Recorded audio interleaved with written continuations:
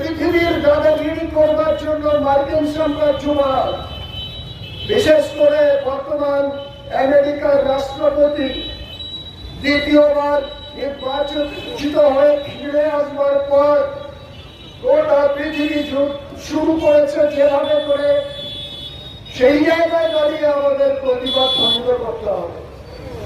আমি লক্ষ্য করছি যে প্যালেস্টাইন পরপর অনেকগুলো দেশকে টপকে গিয়ে ইরানের ওপর আক্রমণ করল।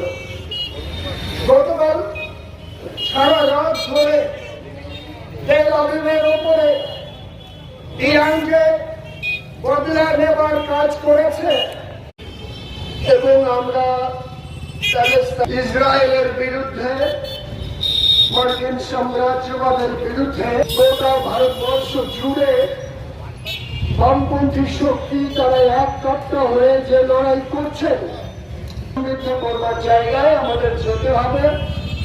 আমরা আমাদের কাছে এই আবেদন রাখতে চাইছি যে যুদ্ধের বিরুদ্ধে আমাদের লড়াই আন্দোলন চলবে, শান্তিপ্রিয় মানুষ এই সাম্রাজ্যবাদী শক্তির এই বর্বরচিত আক্রমণের জিতে প্রথমেই বক্তব্য রাখবেন সিপিআইএম এর অন্যতম নেতা শরীর আচার্য। বন্ধু সভাপতির জন্য হাজির করার চেষ্টা করছি।